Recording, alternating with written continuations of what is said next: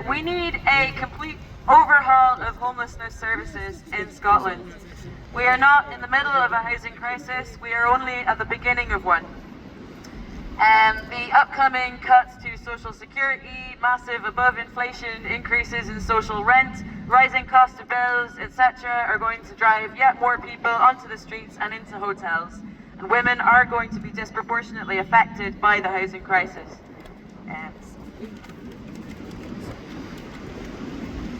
The real cost of the current housing model is living conditions for families and individuals that are leaving them with lasting trauma and mental and physical health issues.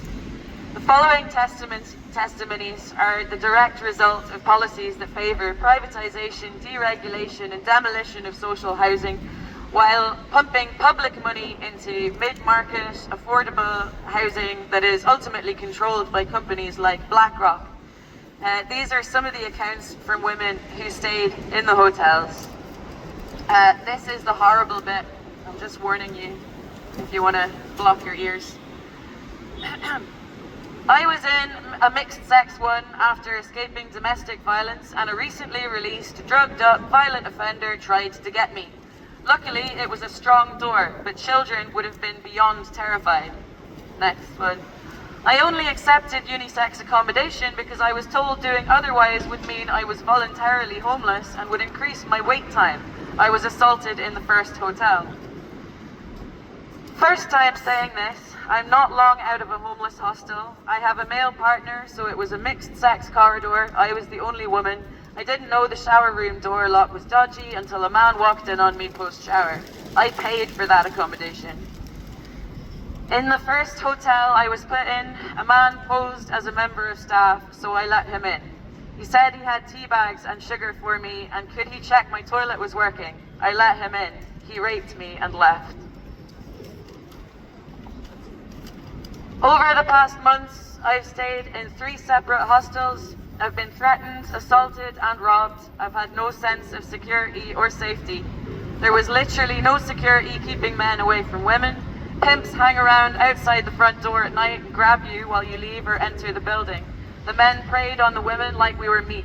I saw a young junkie giving head to a fat old man on my second day up the stairs. She was crying. Alcoholics and addicts were bribed into sex. I saw it in all 3 hostels I stayed in.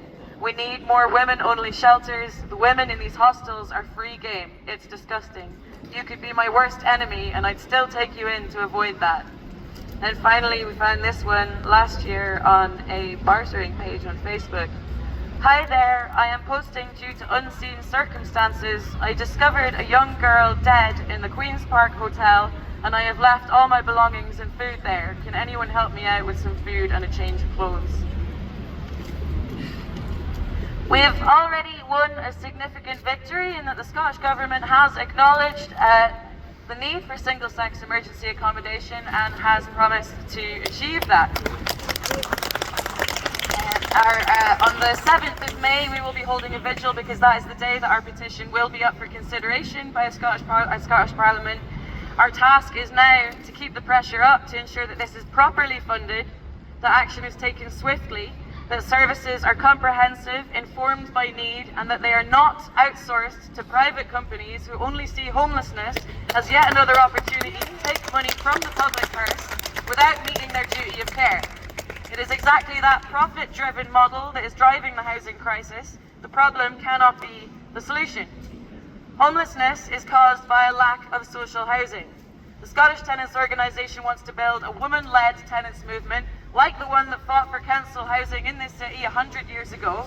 As well as the reform of homeless services, we are fighting for mass building of council housing, to hold housing associations to account to ensure safe and healthy homes free of mould and damp, for an elected and accountable housing regulator, and to nationalise Scotland's biggest and cruelest landlord, the Wheatley Group.